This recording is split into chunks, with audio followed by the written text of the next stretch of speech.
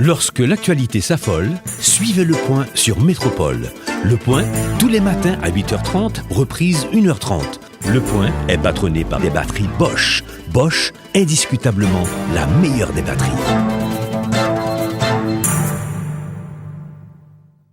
Bonjour, c'est pratiquement la permanence qui est décrétée sur Métropole par rapport aux élections américaines. Vous avez vu la soirée de mardi, Métropole avait veillé avec vous, mais il n'y a pas eu de résultat. Donc ce matin, pour continuer avec l'actualité en ce qui concerne les élections américaines, avec nous à la rubrique Le Point, le professeur James Boyard, professeur de Relations internationales.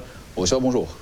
Bonjour Luc Negaro, merci pour l'invitation. C'est un plaisir, merci d'avoir accepté. On est dans un contexte où les yeux sont rivés sur les États-Unis. On parle d'élections américaines, mais c'est pratiquement le monde qui est concerné. C'est devenu un événement mondial. On verra pourquoi un peu plus tard. Mais ce matin encore, certains diraient que l'élection américaine est dans la rue par rapport aux résultats. Encore 6 États, 5 États qui n'ont pas encore mis fin au dépouillement. Notamment des États clés? Oui, les États clés comme Wisconsin, Michigan et Pennsylvanie. C'est compliqué. Quand vous regardez cette situation, on va dire, cette nouvelle réalité, est-ce une surprise pour vous, professeur Boyard? Par rapport à la complexité et complexité, mais aussi la tournure que ça prend. Parce que pour les sondages, Joe Biden était déjà président. Mais il y a encore des doutes ce matin encore. Oui, mais il faut dire également qu'il y avait certains pronostics qui avaient prédit justement cette complexité-là et par rapport au vote ou au scrutin serré entre les deux candidats. À ce niveau, ça ne m'étonne pas. Ça ne m'étonne pas non plus pour une autre raison. Et en dépit du fait que on sait que Trump a une personnalité qui déplaît à plusieurs secteurs aux États-Unis, notamment les secteurs pro-féministes, les secteurs pro-immigrants, les secteurs pro-latino-américains, etc. Eh bien, Trump bénéficie toujours d'une base sociale, d'une base électorale très solide au niveau du Parti républicain, parce que cette base électorale, constituée notamment par des éléments de la classe moyenne, notamment des travailleurs de certaines industries, notamment les industries de pétrole, eh bien, ces éléments sont restés solidaires au programme du Parti républicain. Programme, je rappelle, orienté, articulé autour de quoi? Autour des questions telles que l'identité nationale. L'identité nationale, des questions sur la sécurité, des questions sur les valeurs familiales. Donc tout ce qui intéresse l'Amérique profonde. Tout ce qui intéresse justement l'Amérique profonde est composé par des citoyens, soit qui ne sont pas, qui sont peu éduqués ou qui ne sont pas éduqués du tout. Il y a ça comme réalité. Maintenant, en 2016, on va dire que le tableau n'a pas vraiment changé. Les démocrates ont gagné les États démocrates, les républicains ont gagné les États républicains. Mais tout se joue aujourd'hui avec les swing states, comme on les appelle. Je crois avec quelques rares exceptions, chez les démocrates, je crois que Biden a remporté le Wisconsin qui a été remporté et également l'Arizona aussi, qui fait partie justement. Donc c'est l'Arizona qui vient de mettre Biden à 238 justement désormais, grand électeur. Mais maintenant, on se demande qu'est-ce qui a fait basculer les choses?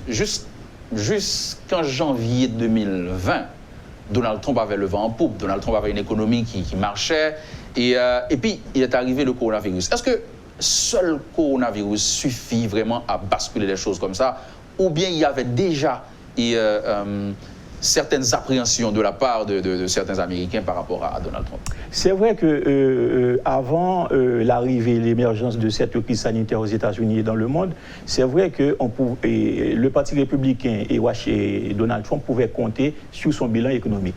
Il faut par contre, mais il faudrait nuancer également ce bilan économique, parce qu'il faudrait rappeler que ce bilan économique de Donald Trump était lié surtout grâce au bilan économique positif hérité de Obama. Oui. Donc il a un peu surfé sur cet héritage économique. Et il a su maintenir cette orientation florissante de l'économie américaine.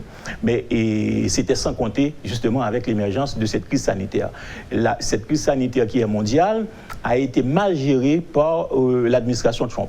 au point que je crois que les derniers chiffres parlent de 9 millions de citoyens américains qui ont été contaminés par le virus et plus de 235 ou 236 000 Américains qui sont décédés. Donc c'est une catastrophe en termes de gestion et les gens aux États-Unis ou certains secteurs importants parlent de l'irresponsabilité même de Donald Trump qui n'a pas pris la mesure, le poids de cette crise sanitaire et qui n'a pas suffisamment bien protégé le peuple américain par rapport au virus. Donc c'est pour cela que peut-être que ça peut expliquer le retour des démocrates dans l'opinion, dans les faveurs de l'opinion publique américaine, avec un Joe Biden comme représentant du Parti démocrate. Aujourd'hui, un Joe Biden élu président, est-ce, je vais dire, une mobilisation anti-Trump ou un vote contre Trump ou un vote pro-Biden? Comment vous le voyez? Les deux à la fois. Les deux à la fois parce que, rappelez-vous qu'en raison justement de cette personnalité de Trump qui est discréditée et qui est décriée, je dirais, et il y a des gens, de grandes personnalités qui sont attachés, qui étaient attachés au Parti républicain, comme des stars américains par exemple, de grandes personnalités de la société civile américaine, qui se sont carrément détournés de Trump pour demander à l'opinion publique, au peuple américain, de ne pas voter Trump. Bon, ils n'ont pas précisé s'ils devaient voter Joe Biden, mais le fait c'est que eux, ils ne voudraient pas le retour de Trump à la Maison-Blanche. Et puis, il faut dire également que les discours de haine de Trump, fondés sur un discours sur l'identité nationale, mais un discours sur l'identité nationale que je baptiserais de discours primitif, de nature primitive, dans le sens que Trump a essayé d'instrumentaliser le bas instinct de l'Amérique profonde pour créer une division au niveau même de la société américaine entre les Blancs et les non-Blancs, donc entre les Blancs et les immigrés et les immigrants.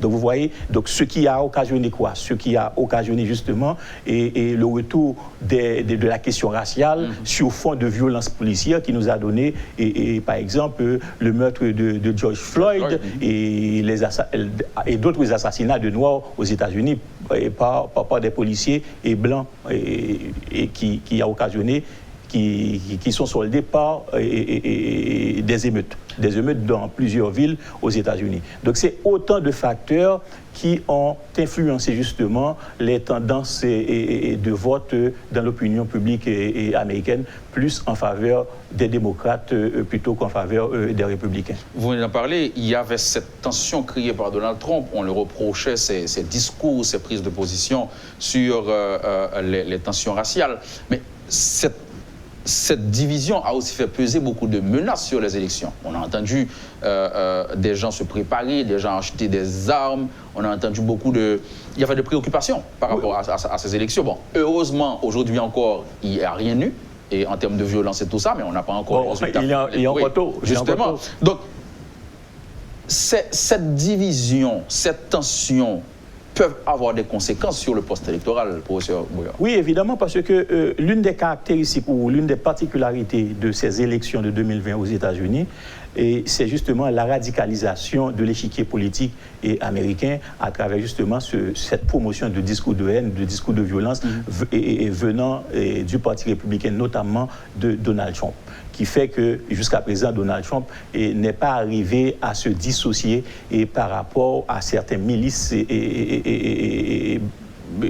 constituées par des éléments attachés aux idéologies.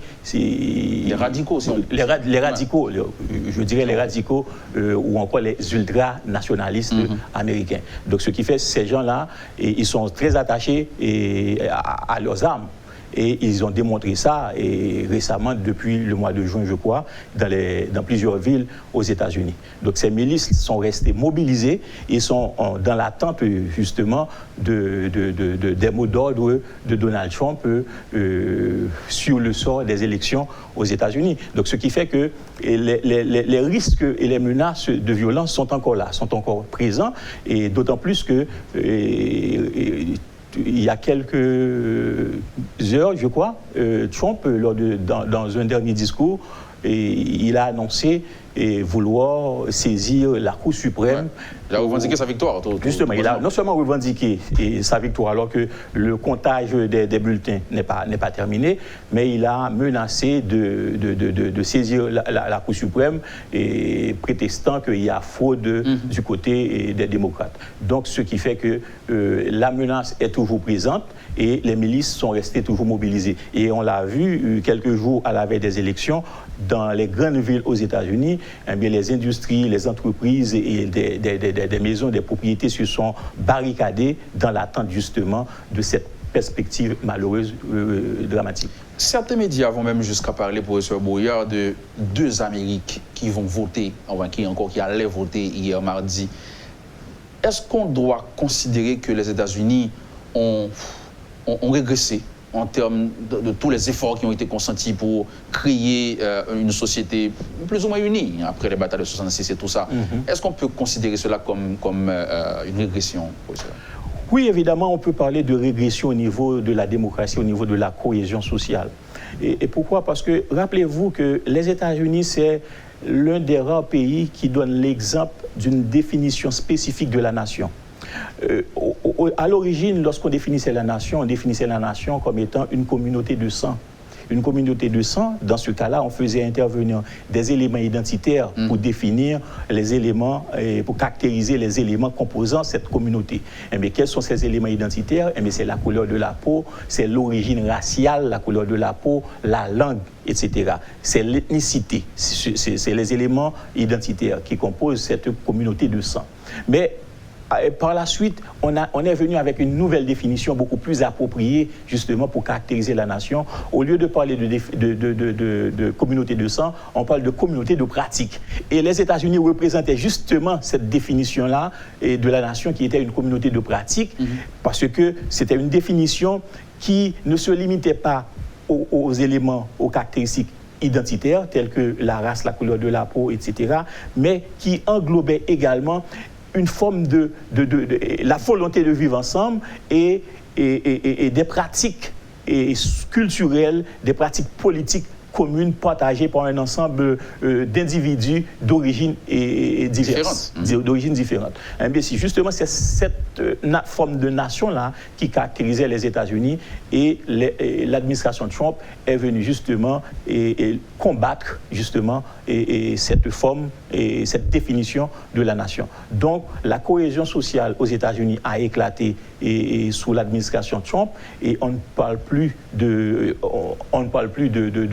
des effets négatifs de l'administration Trump sur la démocratie, parce que les valeurs républicaines véhiculées par les États-Unis, non seulement dans l'opinion publique américaine, mais ailleurs également, même en Haïti, ces valeurs républicaines ont régressé aussi.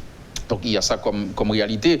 Maintenant, c'est à se demander, est-ce que le malaise n'est pas plus profond quand des Américains, c'est vrai qu'il y avait beaucoup de ressentiment par rapport à Hillary Clinton, qui était première dame, sénateur et tout ça, mais le fait pour les Américains de voter Donald Trump dans un premier temps, maintenant, malgré ses agissements et comportements, il est quand même en de très bonnes positions là, pour ces élections.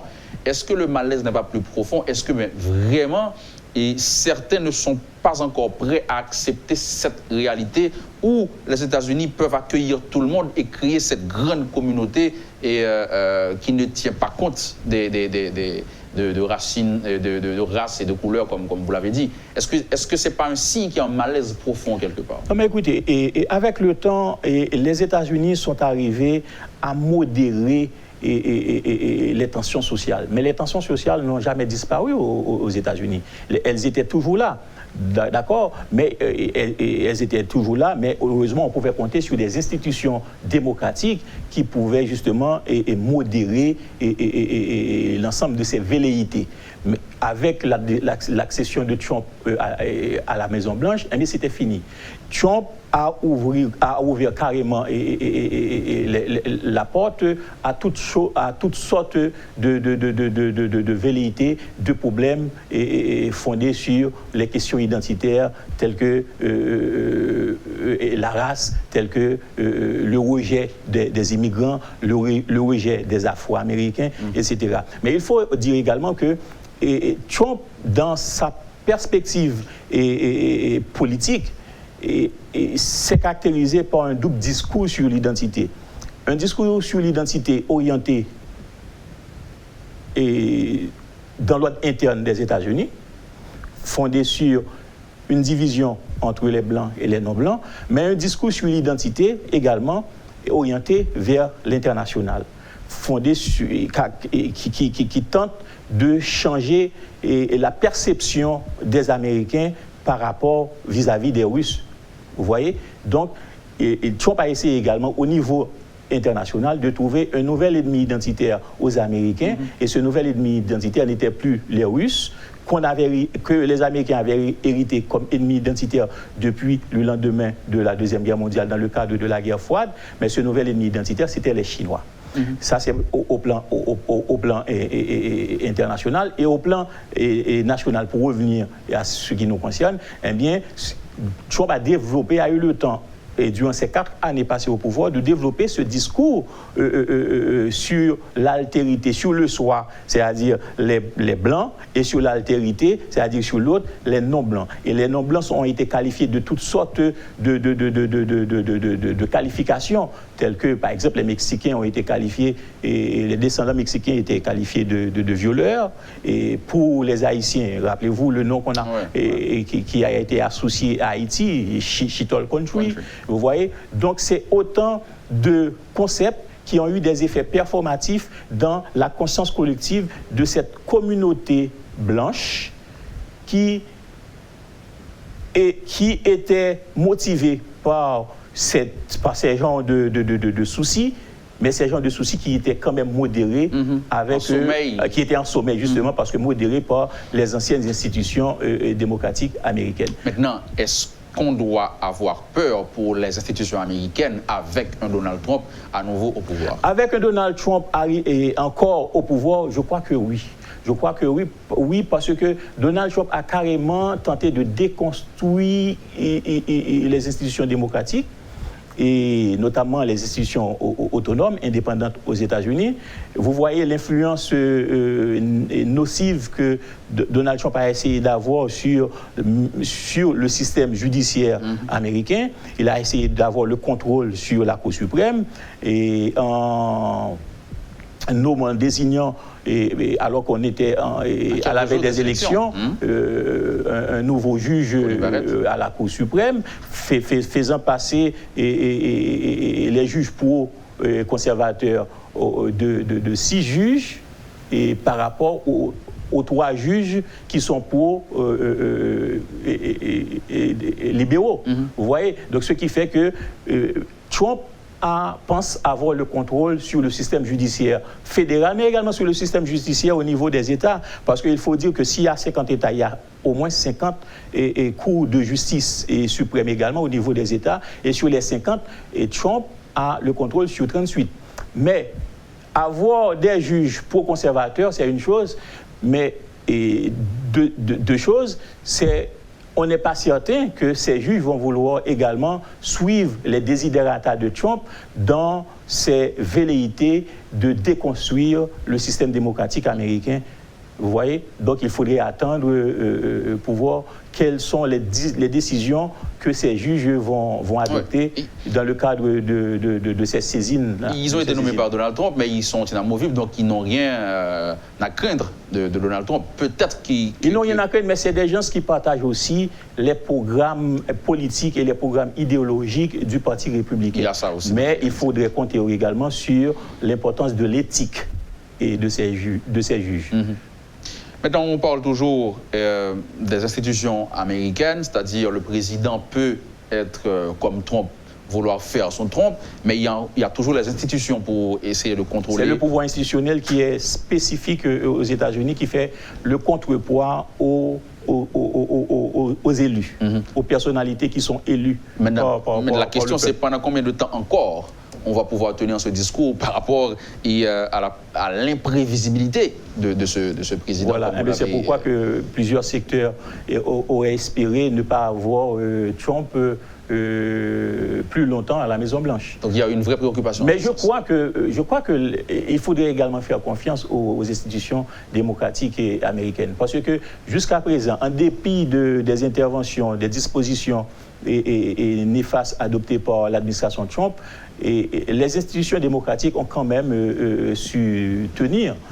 Parce que déjà au niveau de l'opinion publique américaine, vous voyez que la majorité des Américains sont restés attachés à une culture démocratique. Et puis sans oublier qu'il faut voir également, et il faut compter dans cette société civile, les universités qui restent attachées à cette culture démocratique parce qu'ils font la promotion depuis des décennies de valeurs démocratiques qu'ils veulent importer ailleurs, donc ils sont obligés de donner les bons exemples.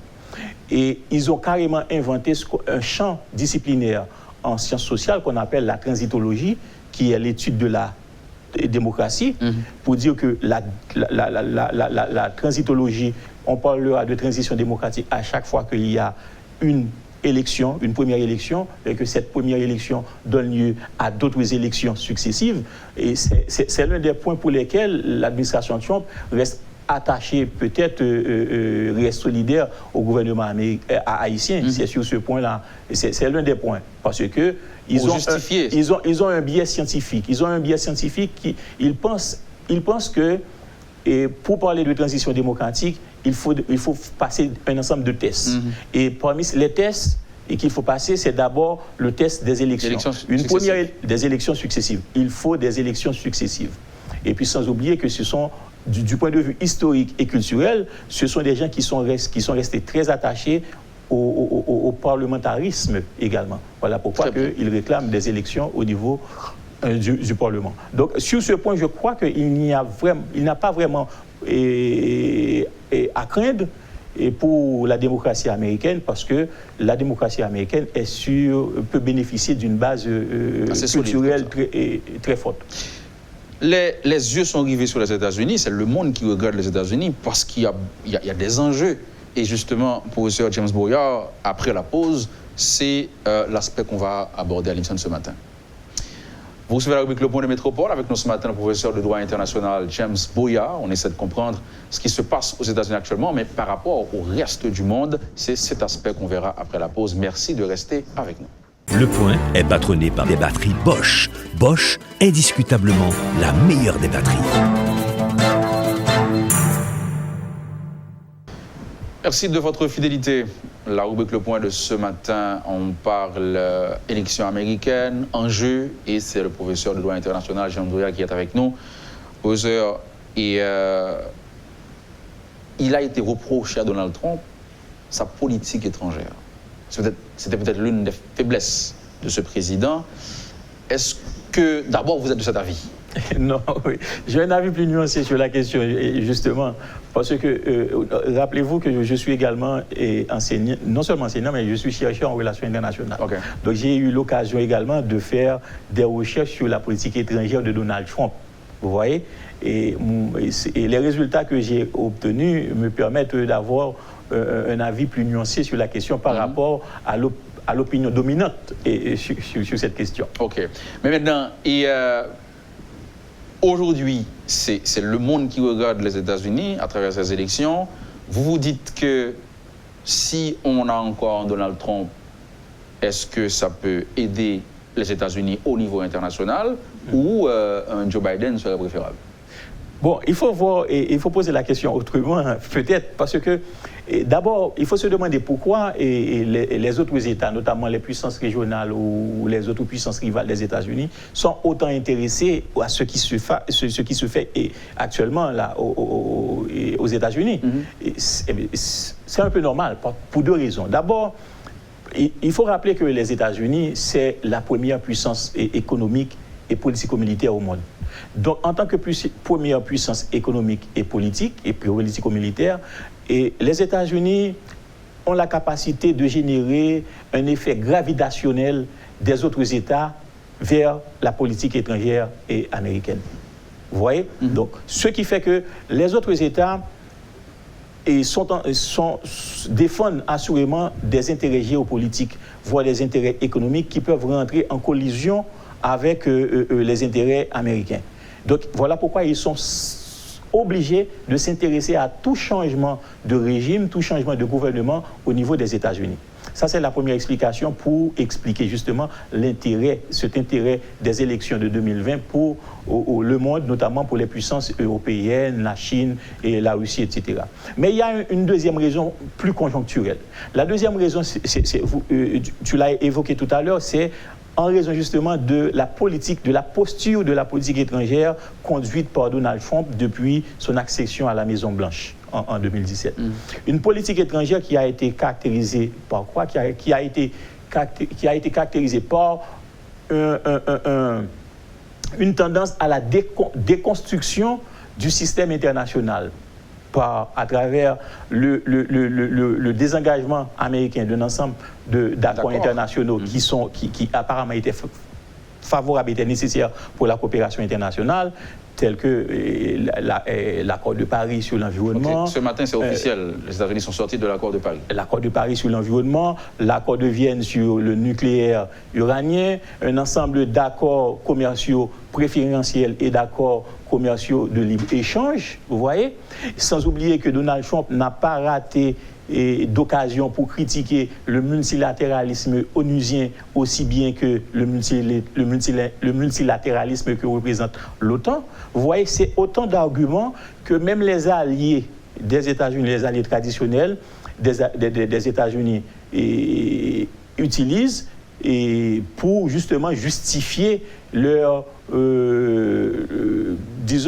distance par rapport à l'administration Trump. Voilà pourquoi ils auraient préféré ne pas avoir Trump au pouvoir, ils auraient préféré avoir plutôt Biden que Trump. Mais là, moi je crois que sur cette base, il faudrait peut-être donner un peu raison à Trump sur sa politique étrangère. C'est ce que j'allais vous demander. Est-ce que vraiment, si on le considère les États-Unis par rapport à ses alliés, est-ce que ça rend les États-Unis plus forts?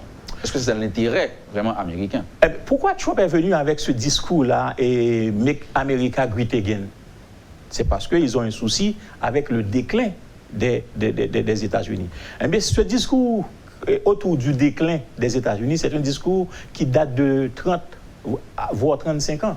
Okay. Déjà, en 1980, il y a un auteur, un Américain très connu, Paul Kennedy, qui avait publié un ouvrage qui a fait beaucoup d'écho sur le déclin des États-Unis. Maintenant, ce processus de déclin est confirmé avec l'accession de la Chine au rang de grande puissance, et notamment grande puissance régionale. Une puissance qui peut rivaliser avec les intérêts géopolitiques américains, notamment dans l'Asie-Pacifique et dans d'autres régions pour des questions d'approvisionnement en ressources énergétiques, etc. Donc, vous voyez que c'est pour cela que je demanderais à nos téléspectateurs d'être plus nuancés par rapport à la politique étrangère américaine. Dans le sens que, si on se met dans la peau d'un Américain avisé, ouais. Donc on serait tenté de donner raison à Donald Trump.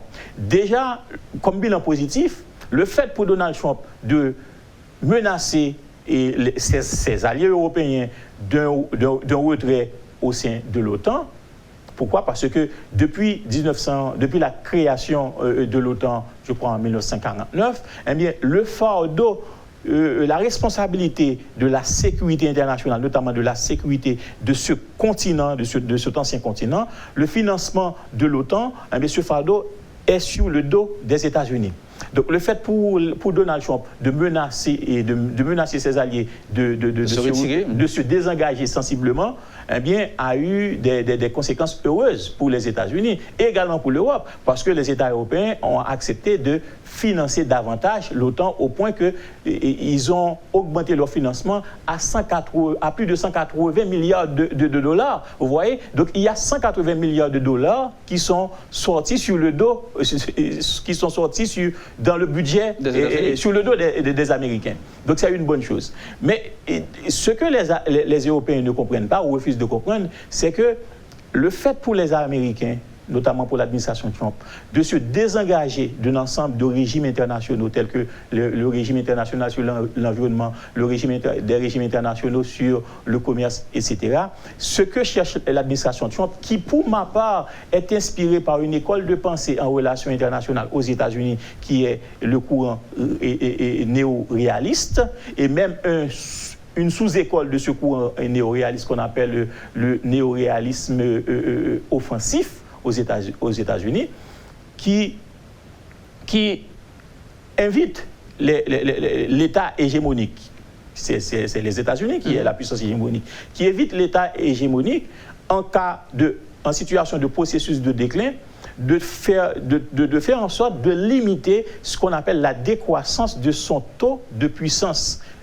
Vous voyez? Donc toutes les parades stratégiques adoptées, alors tous les retraits de l'administration Trump, d'un ensemble de régimes internationaux, d'un ensemble d'accords, ne sont que des parades stratégiques destinées à diminuer le financement des biens publics internationaux, d'accord, le financement américain des biens publics internationaux, et à réduire cette décroissance du taux de puissance des États-Unis vis-à-vis de quelle puissance? Vis-à-vis de la Chine. La Chine aujourd'hui. C'est ce qui peut expliquer justement la posture de Donald Trump en politique étrangère. Et sur ce point, l'accession d'un représentant du Parti démocrate au pouvoir ne pourra pas modifier justement l'orientation, de manière fondamentale, l'orientation de la politique étrangère américaine. Pourquoi? Parce que l'intérêt national américain est en jeu. Lorsque sur la base de l'intérêt national, eh bien, les deux partis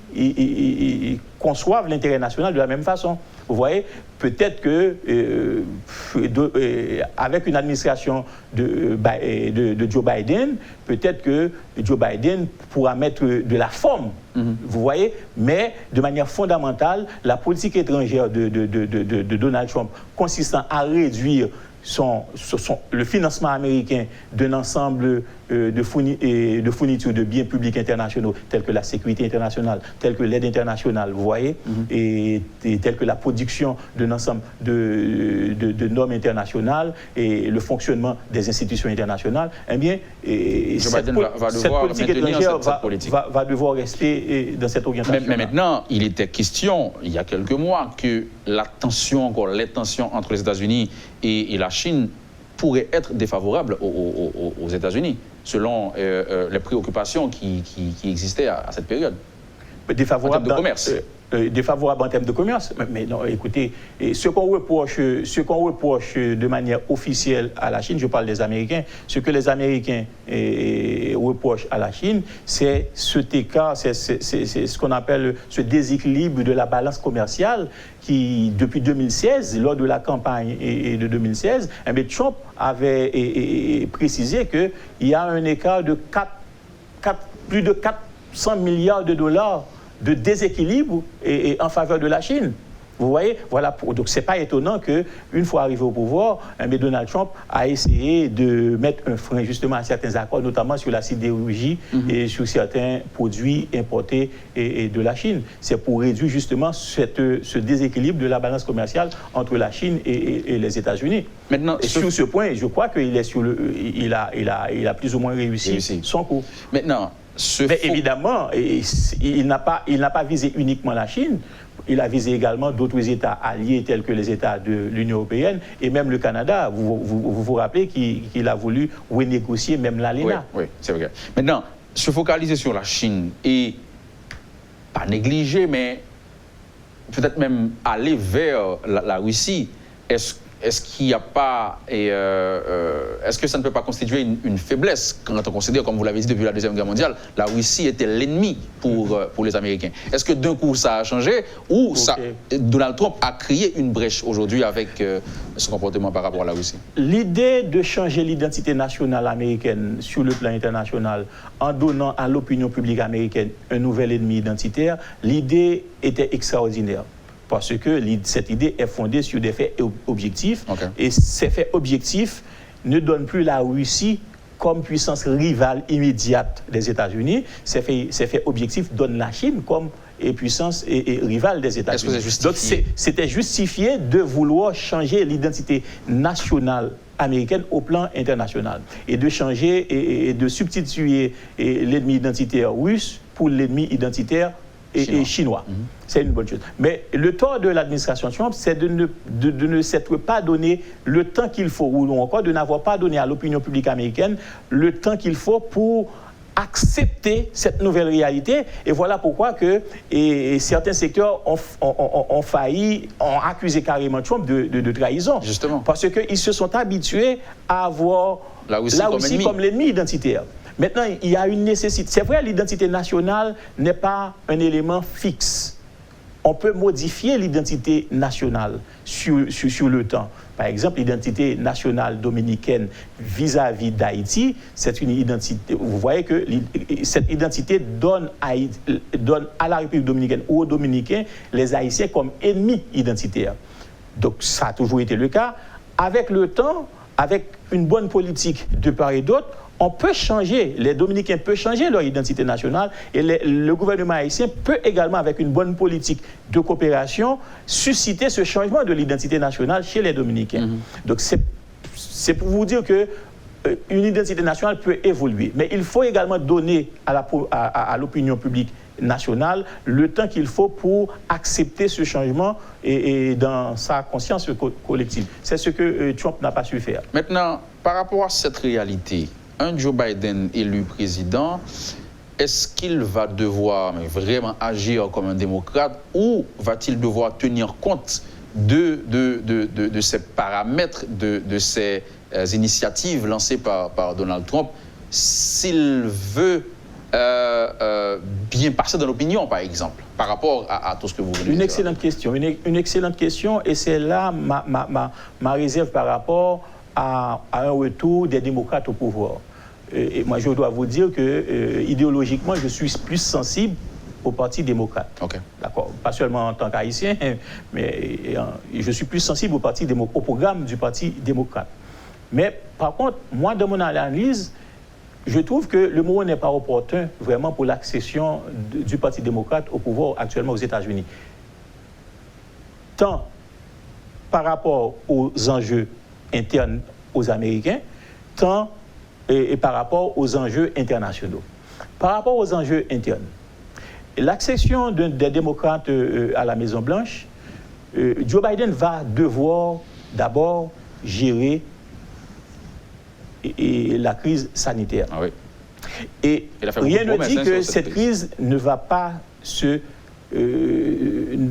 avoir des effets plus dramatiques qu'avant. Donc, dans tel cas, l'administration Joe Biden va devoir renforcer ce qu'on appelle les mesures restrictives de contrôle de la population, les mesures restrictives par rapport aux libertés publiques. Vous voyez, un parti qui a dans son ADN la volonté de promouvoir la liberté publique, et c'est ce parti qui va devoir adopter des dispositions pour restreindre les libertés publiques, juste pour contrôler de manière efficace la population. Donc ça, c'est quelque chose qui va affecter le Parti républicain et le Parti démocrate sur le long terme.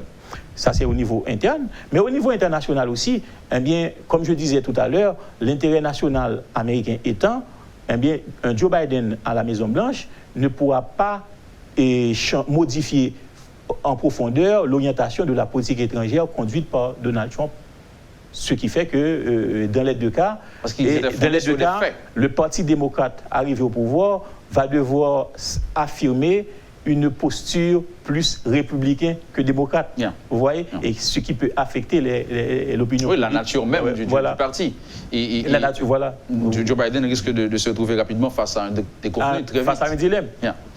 Maintenant, allons voir pour Haïti. Et on a nos intérêts dans ces élections. D'ailleurs, on le disait toujours, les résultats de ce 3 novembre peuvent impacter notre politique ici en Haïti, notamment par rapport à tout ce qui se dit sur les relations entre Donald Trump et Jovenel Moïse, support, soutien, etc. Maintenant, comment voyez-vous les relations entre Haïti et les États-Unis avec un Joe Biden, par exemple?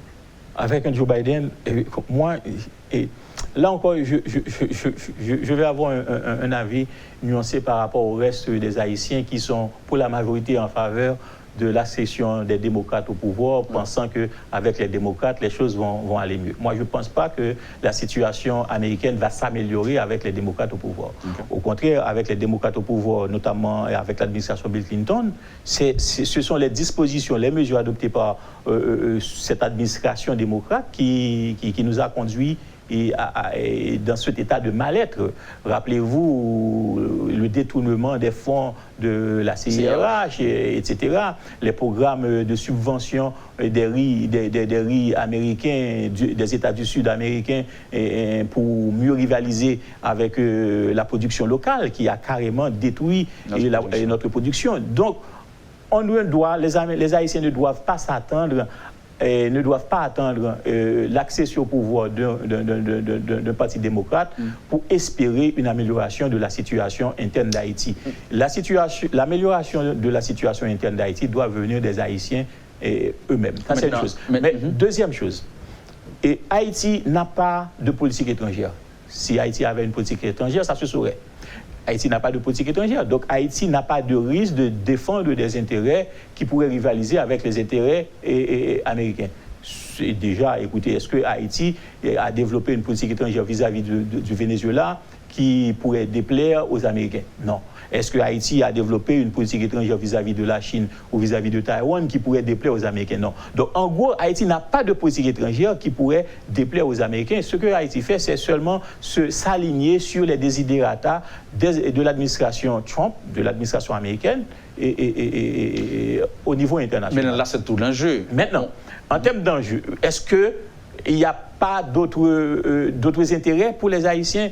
Eh bien, les seuls intérêts qui restent, eh bien, c'est le fait, la promesse est faite par Donald Trump pour renouveler le TPS. Mais vous pensez que il y a des États qui attendent tellement beaucoup d'une administration américaine, que ce soit républicaine ou démocrate, et en Haïti, comme pays, on s'attend à quoi? Notre attente se limite uniquement au renouvellement de 30 000 TPS. Donc, c'est-à-dire qu'on s'est limité uniquement à ça. Donc, moi, je ne conçois pas cela comme enjeu. Voilà pourquoi que moi, je me dis, écoutez, les élections entre le Parti républicain et le Parti démocrate devraient avoir un impact en Haïti, comme une rencontre de foot entre le Real et Barcelone. Après la rencontre, eh bien, Messi va retourner chez lui avec des millions et l'autre, Ronaldo, retourne chez lui avec des millions. Et les partisans haïtiens, les fanatiques haïtiens, eh bien, ils restent toujours dans leurs états de mal-être. Mais maintenant, tout l'enjeu, professeur Boyard, c'est par rapport à ce président qui est au pouvoir en Haïti. Vous voyez, en termes de politique étrangère et tout ça, on n'est pas encore là. Pour l'instant, les Haïtiens se demandent si Donald Trump n'est pas réélu, est-ce que les États-Unis vont continuer à supporter Jovenel Moïse? Donc c'est ça tout l'enjeu aujourd'hui. Alors l'idée, c'est est-ce qu'on va assister à une politique de rupture ou une politique de continuité en Haïti par rapport à ce pouvoir? Oui, avec un changement au niveau Justement, c'est ça la question. Alors on se dit que si si Joe Biden n'a pas le même intérêt à vouloir combattre le Venezuela, Maduro, comme c'est le cas avec Donald Trump, peut-être que les États-Unis n'auront plus besoin du soutien. Je crois qu'à ce niveau, Donald Trump, Joe Biden aura le même intérêt. Le même intérêt au niveau international, l'orientation ne va pas changer. Mais il faut dire effectivement, par rapport à ce qui oppose le Parti démocrate au Parti républicain, c'est son programme et son idéologie. Un programme orienté autour des questions plus sociales, autour des valeurs telles que la démocratie. Évidemment, si le Parti démocrate est plus sensible à ces questions-là, eh bien, le Parti démocrate, une fois arrivé au pouvoir, sera plus sensible à ce qui se passe en Haïti au niveau de la gouvernance démocratique. Donc, il faut s'attendre à cela. Peut-être ils vont s'intéresser davantage à la question de la sécurité et la question de la criminalité en Haïti, la question de la prolifération des gangs, la question des violations des droits de l'homme, vous voyez, et la question de la gouvernance démocratique en général. Ils vont vouloir peut-être d'abord changer rapidement leurs représentants diplomatiques au niveau de leur ambassade et avec de nouvelles dispositions, de nouvelles orientations. Mais il faut continuer à exiger les élections. Quand on parle de démocratie, les élections, c'est... Moi, je crois que oui, parce que comme je disais, les Américains, qu'ils soient démocrates ou républicains, ils sont caractérisés par un biais scientifique sur la question de la démocratie. Ils limitent la démocratie à une question d'élection. Donc sur ce point, je crois qu'ils vont continuer dans ce sens-là. Certainement, écoutez, les Haïtiens aussi ou d'autres secteurs qui ne sont pas favorables à l'organisation des élections, ils peuvent argumenter pour dire, écoutez, le contexte haïtien est particulier. Et si on a les élections maintenant, eh bien, les élections ne feront que reproduire le système contre lequel on se bat. Eh bien, l'idéal serait qu'on ait une nouvelle constitution, parce que le système dont il est question, qui est décrié, eh bien, est édifié d'abord à travers la Constitution. Il faudrait modifier fondamentalement la Constitution pour espérer améliorer ce système de gouvernance. Et peut-être il faudrait argumenter pour expliquer la nécessité d'une transition ou pas. Maintenant, est-ce une illusion, professeur Boyard, si... parce que là, par rapport à tout ce qu'on entend, et des jeunes comme moi, et on peut toujours croire qu'il y a un parti, soit républicain ou démocrate, qui favorise mieux l'intérêt des Haïtiens. C'est-à-dire, il y a plus de programmes pour Haïti, il y a plus de fonds pour aider Haïti. Est-ce que ça n'a jamais été le cas réellement, soit avec les démocrates ou les républicains? Écoutez, moi je vais vous dire que c'est un pays étranger, que ce soit les États-Unis, que ce soit le Canada, que ce soit la France, c'est pas un gouvernement étranger qui va prendre l'initiative sur lui de proposer des programmes favorables à Haïti. C'est d'abord le gouvernement haïtien qui doit faire en sorte de défendre les intérêts nationaux auprès de ces gouvernements. C'est-à-dire que c'est au gouvernement haïtien de prendre l'initiative d'abord de demander, d'exiger une orientation de politique dans ces pays plus favorables à Haïti, au niveau des rapports commerciaux, au niveau des rapports économiques. Parce qu'on ne peut pas, écoutez, si on se limite uniquement à espérer le renouvellement des TPS, eh bien, si c'est fait, les Américains et l'administration de Joe Biden ne doit plus rien. Alors qu'on peut espérer sur le long terme bénéficier des effets induits de ce changement au niveau de la politique américaine, et si on obtient des Américains eh bien, des investissements directs étrangers massifs, c'est-à-dire à travers la délocalisation de l'ensemble d'industries américaines en Haïti, qui aura non seulement l'opportunité de créer des emplois pour les Haïtiens, mais également de transférer de la formation, de transférer des techniques, de la technologie aux Haïtiens qui seront mieux formés. Une dernière question, professeur, c'est par rapport aux relations entre Haïti et Taïwan. On le dit toujours, Haïti pourrait avoir plus à gagner avec la grande Chine, mais a fait le choix de Taïwan. Est-ce que selon vous, ça a quelque chose à voir avec nos relations avec les Américains, ou c'est juste parce que, comme on le dit, on ne court pas après grand-chose, donc on reste avec Taïwan. Selon vous, on aurait pu penser que ça avait à voir avec les Américains si les Dominicains n'avaient pas modifié, ne s'étaient pas tournés vers la grande Chine. Donc c'est la preuve que même avec l'influence étrangère, on peut jouir d'une certaine autonomie au niveau de notre politique étrangère. Moi, je crois que c'est une décision propre au gouvernement haïtien, au pluriel, au gouvernement successif haïtien, de rester attaché à la Chine. Là encore, je crois que c'est une question de vision. De vision dans le sens que, du point de vue matériel, malheureusement, les gouvernements haïtiens ne visent pas, ne ciblent pas de grands programmes, de grands projets. Vous voyez, parce qu'ils n'ont pas l'habitude, ils n'ont pas cette habitude. Même la capacité de gérer ces grands projets. Parce que si on se dit que le gouvernement haïtien, depuis plus d'une dizaine d'années, défend l'idée d'une politique étrangère, d'une diplomatie d'affaires ou encore d'une diplomatie de développement, c'est une opportunité sur la base de cette orientation en faveur d'une diplomatie d'affaires ou d'une diplomatie de développement, de choisir la grande Chine par rapport à Taïwan sur des faits objectifs tels que, écoutez, en Chine, nous avons plus de 400 milliardaires, alors qu'à Taïwan, nous n'en avons que 33. Sous cette base, on n'avait même pas intérêt à avoir des relations avec les États-Unis, puisque la grande Chine a davantage de milliardaires que les États-Unis. Voilà. Vous voyez? Mais il faut aussi compter avec la question de l'idéologie, avec la question des valeurs démocratiques. Peut-être que ce sont les valeurs démocratiques qui sont prises en compte par les gouvernements haïtiens successifs. Professeur Boyard, merci. C'est à moi de vous remercier, Gao. Professeur de Relations internationales, James Boyard est avec nous ce matin à la rubrique Le Point. Merci à vous d'avoir été avec nous. On parlait élections américaines, enjeux et impact sur Haïti. Excellente journée. Mon nom est Luc Niagaro et à bientôt. Lorsque l'actualité s'affole, suivez Le Point sur Métropole. Le Point, tous les matins à 8h30, reprise 1h30. Le Point est patronné par des batteries Bosch. Bosch, indiscutablement la meilleure des batteries.